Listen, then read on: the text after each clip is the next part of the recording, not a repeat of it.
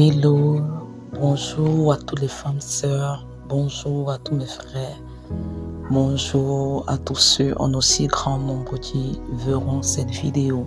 J'espère que vous allez très bien par la grâce du Seigneur. C'est votre bien-aimé Liviane Kitsa, comme vous le connaissez tous. Bienvenue encore sur cette page YouTube Passionné de Jésus-Christ. C'est une passion qui est née dans mon cœur et je la partage sur cette plateforme avec vous au travers des enseignements sur la prière, des exhortations ainsi que des affermissements. Et ce matin, nous sommes dans une période que beaucoup de personnes appellent la période pascale. Et ce matin, je vais essayer de partager quelque chose et je vais essayer de partir dans l'histoire du peuple juif. On va comprendre pourquoi en fait on fait certaines célébrations. Et je vais d'abord commencer sur les fêtes de l'Éternel en fait. Et avant de commencer, nous allons prier pour nous recommander à la grâce du Seigneur. Seigneur Adonai, nous te bénissons, nous te rendons grâce, nous te disons merci pour le souffle de vie renouvelé, nous te disons merci pour chacune de nos vies, nous te disons merci pour ta présence dans chacune de nos vies. Abba Père, il t'a plu dans ton grand amour, Seigneur Père éternel, de nous gratifier de ce nouveau jour. Voilà pourquoi nous voulons l'user, Seigneur, de manière à être agréable. Abba Père, nous te bénissons, Seigneur, pour ta présence dans chacune de nos vies. Seigneur, à présent où nous voulons méditer un morceau de ta parole, nous prions au Seigneur de gloire afin que tu illumines les yeux de notre esprit, de notre intelligence, afin que nous puissions comprendre, Seigneur de gloire, ta parole. Que ta parole sorte, Seigneur, avec une pleine autorité, Seigneur, qu'elle illumine qu'elle sorte comme un marteau qui brise les cœurs rocailleux, qu'elle sorte comme une eau qui purifie, qu'elle sorte comme la vérité qui sanctifie, qu'elle sorte comme un vent qui vient à balayer tout ce qui n'est pas de toi. Seigneur, prends le total contrôle de ce moment. Saint-Esprit dirige, conduit, inspire afin qu'en toute chose, l'honneur et la gloire te soient rendus. Amen. J'étais en train de parler de quelque chose et nous allons entrer dans le vif du sujet. Bien-aimé, le Dieu de la Bible, c'est un Dieu de célébration, c'est un Dieu de fête. Lorsque nous regardons dans la Pentateuque, c'est-à-dire dans les 5 premiers livres de l'Ancien Testament qu'on appelle comme généralement la loi de Moïse, c'est-à-dire la Torah, et la Torah, cette Torah est constituée des 5 premiers livres de l'Ancien Testament, à savoir la Genèse, l'Exode, Lévitique, Nombre et Deutéronome. Et on va se rendre compte que dans Lévitique 23 de manière particulière, le Seigneur avait donné dans la loi certaines célébrations qu'il fallait respecter. Et les célébrations du Seigneur ne sont pas comme les célébrations de ce monde. Vous allez vous rendre compte que lorsque le Seigneur initiait une célébration, le but de cette célébration, c'était de permettre à son peuple de se rapprocher davantage de lui. Il y a des célébrations que nous faisons, mais ces célébrations, en fait, nous éloignent plutôt du Seigneur. Il y a beaucoup de fêtes que beaucoup de chrétiens célèbrent. Mais lorsqu'ils sont en train de célébrer, en fait, ces fêtes-là ne les donnent pas de se rapprocher davantage du Seigneur. Or, la raison pour laquelle le Seigneur avait institué des célébrations au milieu de son peuple, c'était pour que son peuple se rappelle de ce qu'il leur a apporté comme délivrance, de ce qu'il les a accordé comme bienfait, et que ce peuple s'attache davantage à lui. Et le peuple juif, en fait, chaque année devait observer cette principale fête religieuse, en fait. Et ces fêtes étaient célébrées au cours des 7 premiers mois de l'année religieuse.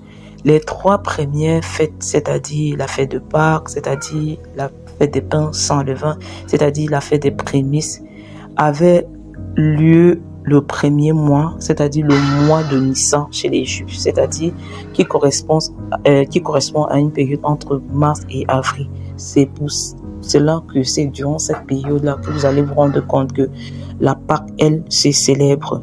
Maintenant, les 3 dernières fêtes de l'Éternel, c'est-à-dire la fête des trompettes, la fête du jour des expiations, ainsi que la fête des tabernacles, se célébraient durant le 5e mois, qui correspond au mois de septembre à octobre, en fait. Maintenant, il y a une fête qui qui séparait ces fêtes, c'était la fête des semaines ou encore la fête des Pentecôtes. Et la Pentecôte se célébrait généralement 50 jours après la fête des prémices. Et cette fête, comme je viens tantôt de le dire, avait deux buts principaux en fait. Premièrement, commémorer et honorer tous les événements spéciaux dans l'histoire du peuple juif. À titre d'exemple, lorsqu'on lit le livre d'Exode, chapitre 12, les 14 premiers versets, on nous parle de la Pâque. Donc, le but de cette fête, c'était pour permettre au peuple de se rappeler de la délivrance que le Seigneur leur avait apportée après 400 années sous le joug de l'esclavage en Égypte. Et un autre objectif de ces fêtes, c'était pour démontrer la nature prophétique des fêtes que l'Éternel, c'était de démontrer la nature prophétique des fêtes de l'Éternel qui sont désormais comme l'ombre des choses à venir. Parce que parmi ces fêtes de l'Éternel, si nous regardons aux prophéties bibliques et si nous regardons aux Écritures, on va se rendre compte que ces fêtes ont déjà eu leur accomplissement. 6 parmi ces fêtes ont déjà eu leur accomplissement. Parce que ces 6-là étaient comme l'ombre des choses à venir. Christ, par son sacrifice expiatoire à la croix, a accompli bon nombre d'entre ces fêtes. Et l'unique qui n'est pas encore accompli, c'est la fête des trompettes. Pourquoi? Parce que nous attendons la 7e trompette qui, lorsqu'elle va sonner, l'église du Seigneur sera enlevée. Et pourquoi cette? Peut-être vous ne vous êtes jamais posé la question de savoir pourquoi le Seigneur a donné cette fête à son peuple. 7, pourquoi? Parce que notre Dieu est le Dieu de perfection. Il est le Dieu de l'excellence. 7, c'est la perfection de Dieu.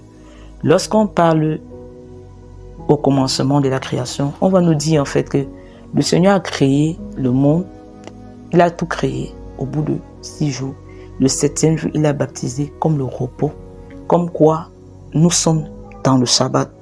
Et chez les Juifs, le sabbat est un jour où personne ne devait faire une œuvre servile. Et ceux qui venaient à faire une œuvre le jour du sabbat étaient punis de mort.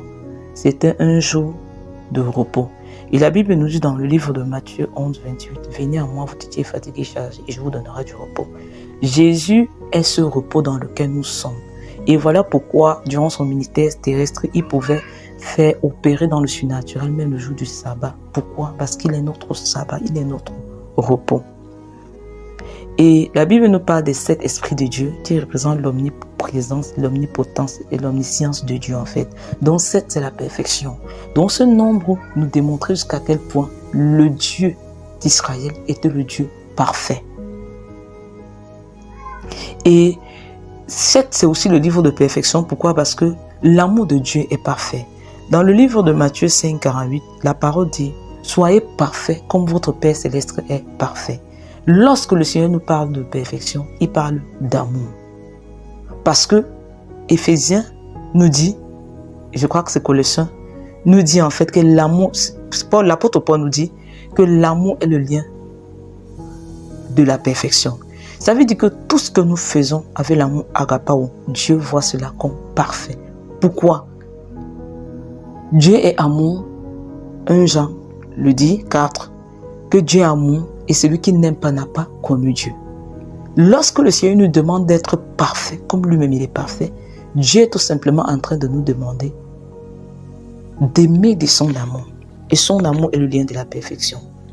Donc, il y en avait au total 7 fêtes, comme je venais tantôt de le dire. Lorsqu'on lit Lévitique 23, on va se rendre compte que dans Lévitique 23, ces fêtes sont listées avec les détails.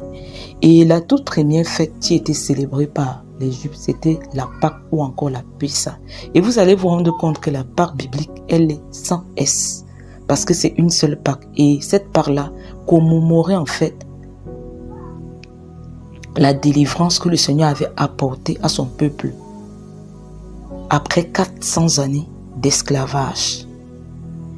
Et durant la Pâque, La Pâque devait se célébrer premièrement le 14e jour du mois de Nissan, entre deux soirs. Et le sacrifice de l'agneau pascal est ce qui a précédé la délivrance, la sortie d'Israël d'Égypte. Ça veut dire que la Pâque, en fait, c'est la délivrance qui nous est donnée. Voilà pourquoi l'apôtre Paul nous dit « Christ, notre Pâque, a été immolé » dans 1 Corinthiens 5, verset 7. Et dans Jean 1, verset 29, lorsque Christ sera en train de passer, Jean-Baptiste va dire « Voici l'agneau de Dieu qui ôte le péché du monde ». Christ est cet agneau qui a ôté notre péché. Ça veut dire que lorsqu'on célèbre la Pâque, toi qui célèbres la Pâque, si tu ne peux pas dire ce pourquoi le Seigneur t'a délivré, c'est que je ne sais pas pourquoi tu célèbres la Pâque. La Pâque doit être célébrée dans le but de nous rappeler ce qu'on était hier sans le Christ et ce que nous sommes aujourd'hui, devenus aujourd'hui par le Christ, par le sacrifice qu'il a accompli pour nous. La Pâque, c'est la délivrance. Et le corps de Jésus a été sacrifié à la croix pour que nous obtenions délivrance. Et vous allez lire dans Lévitique 23, 5, c'était la première fête que Israël devait célébrer. Et les chrétiens, la Pâque, pour nous chrétiens, la Pâque représente le sacrifice expiatoire de Jésus-Christ. Il a été mis à mort ce même 14e jour à la croix pour nos péchés. La deuxième fête que le peuple juif devait célébrer, toujours dans le livre de Lévitique 23, le verset 6, la deuxième célébration du peuple juif, c'était la fête des pains sans levain. Lorsque Jésus parle du levain, il parle du péché. À un certain moment, il va dire à ses disciples, gardez-vous du levain des pharisiens. Eux, ils pouvaient entendre que c'était le pain, mais il parlait des enseignements qui étaient édulcorés. Le levain représente le péché. Et vous allez vous rendre compte que lorsque le Seigneur a institué la Sainte Seine, chez les Juifs, le Seigneur les a recommandé. La Sainte Seine se mange avec des pains sans levain. Parce que le levain, pourquoi? Parce que ça a une symbolique chez les Juifs en fait. Et le levain ou encore la levure représente l'image du péché. C'est lorsqu'on met le levain, la levure dans une farine, qu'elle gonfle en fait, qu'elle lui donne de prendre du volume. Et Dieu, pour la célébration, ou cette célébration, ça devait être des pains sans levain. C'est-à-dire dans le livre de Jean 6, 48, que Jésus est le pain de vie, tu es descendu du ciel. Pour pouvoir faire la volonté de Dieu. Et cette fête s'est célébrée dès le lendemain de la Pâque et elle devait se célébrer pendant 7 jours. C'est-à-dire, comme la Pâque se célébrait le 14e jour, la fête des pains sans levain se célébrait du 15 au 21e jour du mois de l'année religieuse, c'est-à-dire le mois de Nissan. Et les 7 jours succédant à la Pâque, les Israélites devaient manger du pain sans levain. Et ce pain sans levain commémorait ainsi la sortie d'Égypte de ce peuple. Et Jésus est notre modèle par excellence. La Bible dit que Jésus est d'abord né où? À Bethléem. Beth, ça veut dire maison. Bethléem veut dire la maison du pain. Donc Jésus-Christ est le pain de vie qui est descendu du ciel, selon Jean 6, 30 à 58. C'est un pain pur, c'est un pain sans défaut,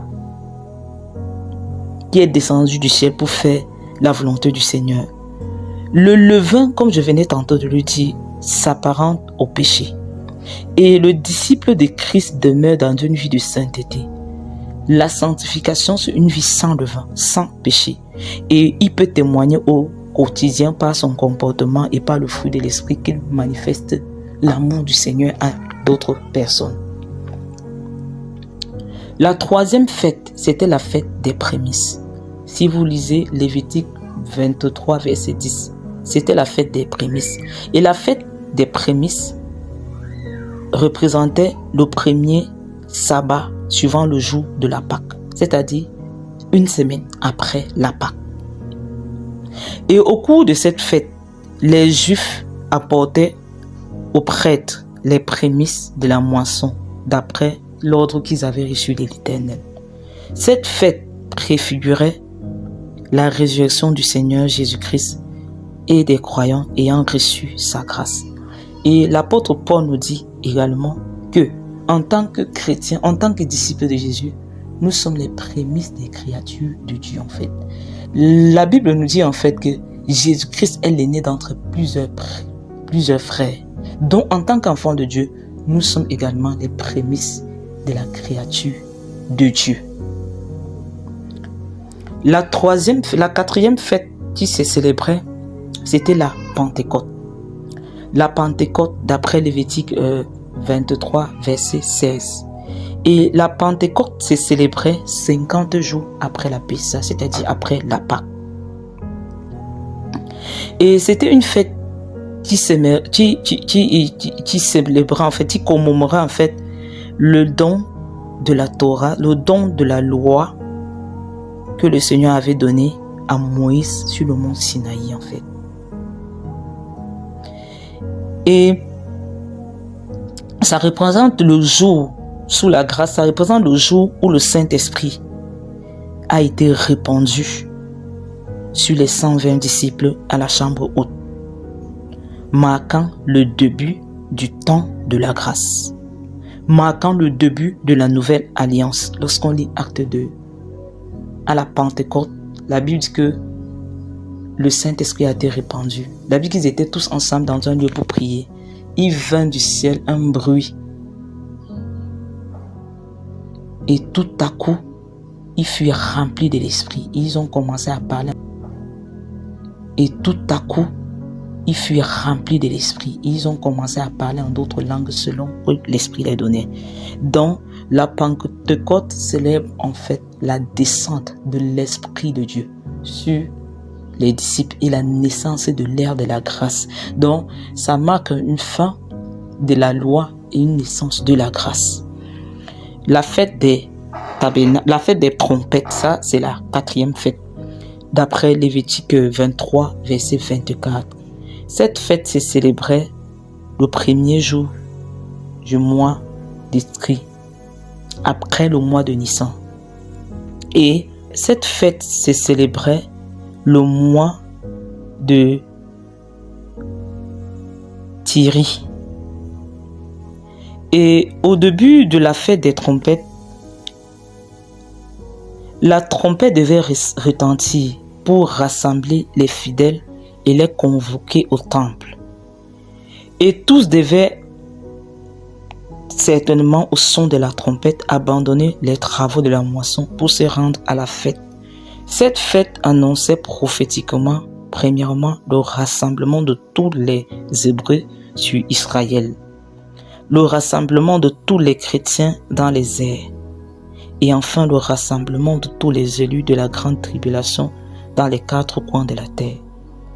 Donc, la fête des trompettes, cette fête, elle n'a pas encore eu son accomplissement. Lorsque j'ai parlé de la Pâque, je pouvais vous dire que Christ est notre Pâque. Il a déjà été immolé, donc la Pâque a déjà été accomplie.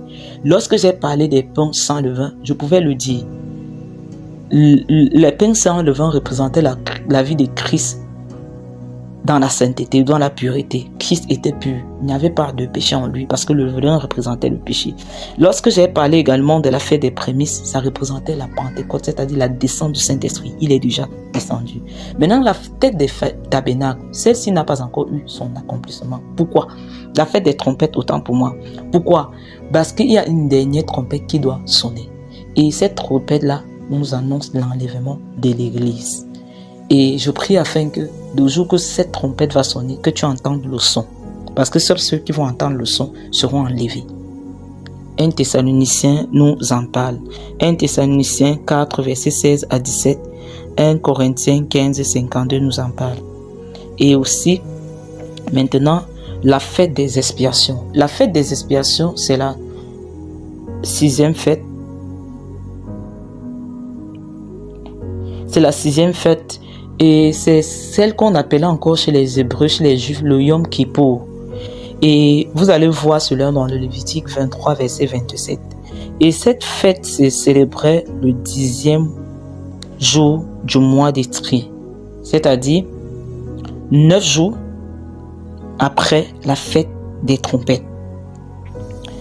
Et le Yom Kippour représentait le jour le plus saint de l'année. Et ce jour, le peuple d'Israël devait être en jeûne. Et le Yom Kippour signifie jour d'expiation. C'était un jour qui était consacré pour expier les péchés des Israélites. Cette journée se caractérisait, comme je viens tantôt de dire, par un jeûne de 24 heures. Et se caractérisait par un jeûne de 24 heures. Et durant cette journée, la trompette devait sonner à la fin du jeûne. Et c'était à cette occasion-là que le grand prêtre devait entrer dans le Saint des Saints avec du sang des animaux pour faire l'expiation pour lui-même et pour le peuple également. Et une fois par an.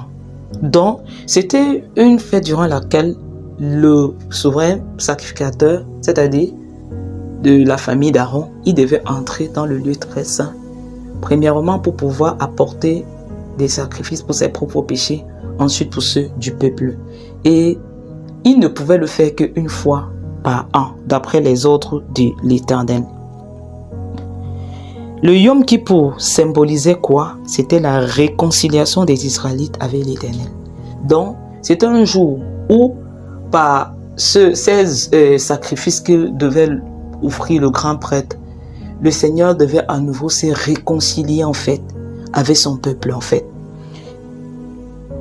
Et Jésus-Christ est le grand prêtre selon l'ordre de Melchisédek qui est entré dans un tabernacle qui n'est pas fait de main d'homme, dans le tabernacle éternel, et qui a présenté son sang au Père afin que le Père soit réconcilié avec nous. D'où la Bible dit, nous enfants de Dieu, nous avons reçu le ministère de la réconciliation. Ça veut dire que la fête du Yom Kippour également a eu son accomplissement. Parce que le Yom Kippour représente l'expiation. C'est-à-dire, Jésus-Christ est cet agneau expiatoire qui a effacé nos péchés. En fait, c'est-à-dire, pendant le Yom Kippour des Juifs, en fait, le but c'était que le Seigneur oublie leurs péchés. Et le problème avec le Yom Kippour qui était célébré par les Juifs, c'est que le Seigneur mettait en oubli les péchés. Mais eux-mêmes, le souvenir était réitéré chaque année.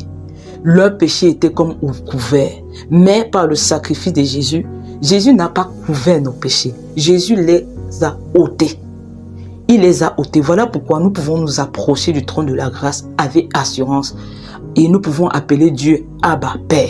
Parce que lorsque le Père nous regarde, il n'est plus en train de se souvenir de nos péchés. Au moyen de Jésus, il nous voit saints, il nous voit purs. Et nous pouvons entrer dans sa présence. Et cette fête des expiations, elle a été accomplie. Par le sacrifice de Jésus, nous avons obtenu expiation, nous avons obtenu propitiation. Maintenant, la dernière fête, c'est la fête des tabernacles. La fête des tabernacles, vous pouvez lire dans Lévitique 23, verset 24 et verset 34 et verset 43. Et dans 2 Pierre 1, verset 13 à 15 également. Elle se célébrait 5 jours après le Yom Kippour, c'est-à-dire après la fête des expiations. Et le nom de la fête des tabernacles tire son origine des tabernacles. Le tabernacle, lorsqu'on regarde encore l'histoire du peuple juif, le Seigneur avait demandé à Moïse de faire un tabernacle sur la terre selon le modèle qu'il avait vu dans sa présence en fait. Et ce tabernacle, c'est un lieu où le Seigneur devait habiter au milieu de son peuple. Maintenant, nous sommes sous la grâce. Christ ayant été sacrifié, il n'habite plus dans les temples faits de main d'homme. La Bible dit dans le livre de Corinthiens que nous sommes le temple du Saint-Esprit. Donc nous sommes devenus le tabernacle. Voilà pourquoi cette fête des tabernacles également a eu son accomplissement, parce que Dieu ne vit plus dans des tentes d'assignation faites de main d'homme. Dieu ne vit plus dans des tabernacles transportables faits de main d'homme. Maintenant, Dieu vit dans des tabernacles qu'il lui-même il a façonnés au moyen de sa main de divin potier. Donc, le nom de cette fête des tabernacles dit son origine des tabernacles ou des tentes. Elle marque alors la fin du cycle religieux juif. La célébration envers Dieu qui avait pourvu des abris à son peuple pendant la traversée du désert après la sortie d'Égypte. Donc voilà pour la raison pour laquelle ce peuple devait célébrer cette fête. Il devait se rappeler que durant leur départ pour l'Égypte, le Seigneur a été une protection pour eux. Le Seigneur a pourvu pour eux. Le Seigneur les a donné des lieux qui leur ont servi de répit et de repos. Le Seigneur a pourvu pour des abris à son peuple pendant la traversée du désert après la sortie d'Égypte. Les chrétiens, je venais tantôt de le dire, sont devenus ce tabernacle, le temple de Dieu sur terre, d'après 1 Corinthiens 3, 17 et 1 Corinthiens 6, 19. Et cette fête également sera encore observée pendant le règne millénaire. Donc, bien-aimés, voilà à peu près les 7 fêtes de l'Éternel et leur signification. Dieu, c'est le Dieu de fête. Et la particularité de la grâce, c'est que la fête qui se célèbre au ciel, c'est lorsque un seul pécheur sur la terre se repent. Parce que le but de toutes ces fêtes-là, c'était de rapprocher Israël de Dieu.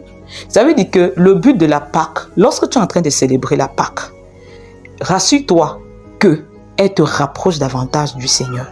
Qu'elle te rapproche davantage de celui qui t'a sauvé de l'esclavage du péché, de l'esclavage de l'Égypte. Parce que l'Égypte aujourd'hui représente le monde, un monde dans lequel nous vivons sans Dieu, sans la présence de Dieu. Bien aimé, voilà en fait pour dire les 7 fêtes de l'Éternel. J'espère que vous avez été bénis. Soyez encouragés. Je vous aime de l'amour de Jésus. À très bientôt pour une nouvelle épisode. Seigneur, Papa, merci pour ta grâce. Papa, merci pour ton amour. Papa, merci pour ta fidélité.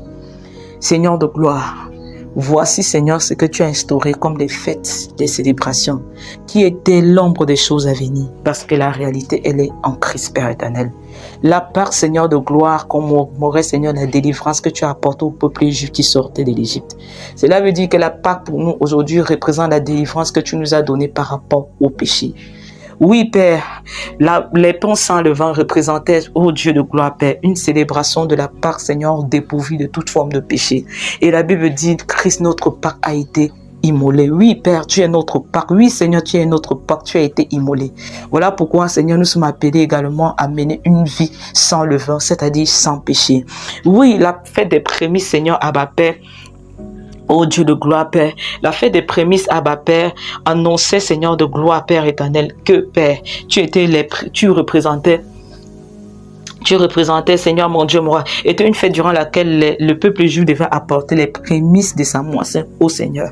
Et la Bible dit que tu es le premier-né d'entre plusieurs frères. Tu es notre aîné, Père éternel. Tu es notre aîné, Seigneur Jésus. Et la Bible dit que nous sommes des prémices de tes créatures. Oui, parce que nous avons le Saint-Esprit, Père. Nous sommes tes prémices. Oui, la Bible dit que la fête de la Pentecôte, oh, Saïkara Brando Shaka, Likaranda la Praliaskata la Parakato Sheke, Libarando Sketelebre. Elle était due au fait que tu avais donné ta loi à Moïse sur le Sinaï, Père éternel. Et la Pentecôte, Seigneur, a eu son accomplissement parce que le Saint-Esprit nous a été donné. Et c'est lui qui nous conduit dans cette marche de chaque jour. Oui, la fête des trompettes, Seigneur de gloire. Cette fête, Seigneur de gloire, que nous attendons au grand jour. Cette dernière trompette que nous attendons au grand jour, Seigneur de gloire. Donne-nous, Seigneur de gloire, d'avoir des habitudes et des attitudes qui vont nous accorder la grâce, Seigneur Père. D'être parmi les heureux, Seigneur, que tu vas enlever, Seigneur. Lorsque la dernière trompette va sonner,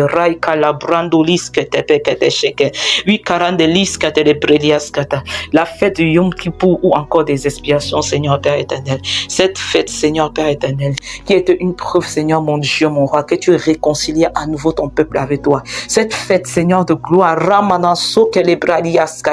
qui a été accomplie parce que tu es la victime expiatoire de nos péchés. Tu ne viens plus pour couvrir.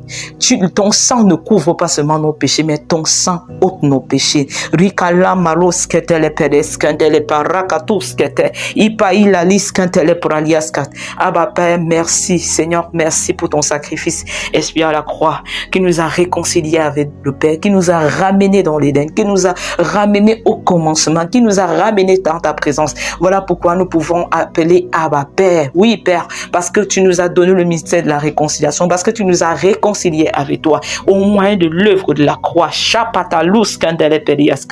Et enfin la fête des tabernacles. Oui, Père éternel. Oui, Seigneur de gloire. Cette fête, Seigneur, mon Dieu, mon roi, papa, que tu avais instituée parce que tu avais décidé de vivre au milieu de ton peuple, où ton peuple, Seigneur, devait bâtir une tente d'assignation, devait bâtir, Seigneur, un temple, devait bâtir, Seigneur, Père, un tabernacle, Seigneur, mon Dieu, selon le modèle que Moïse avait vu sur la montagne, où, Seigneur, Père, qui symbolisait ta présence au milieu de ton peuple. Mais, Seigneur de gloire, la parole déclare, le Dieu qui a fait les cieux et la terre. La Bible dit, les cieux ne peuvent contenir ta gloire. Mais tu as jugé digne, Seigneur, que des faibles créatures que nous sommes, Seigneur, nous puissions contenir ta gloire. Parce que, Seigneur, tu n'habites plus dans les temples faits de main d'homme, mais tu nous habites. Nous sommes devenus le tabernacle par excellence, Père. Nous sommes devenus le temple par excellence où tu prends plaisir à habiter. Oh, Chapraliaskata, Père, je te rends grâce, je te rends gloire et je te bénis au nom de Jésus.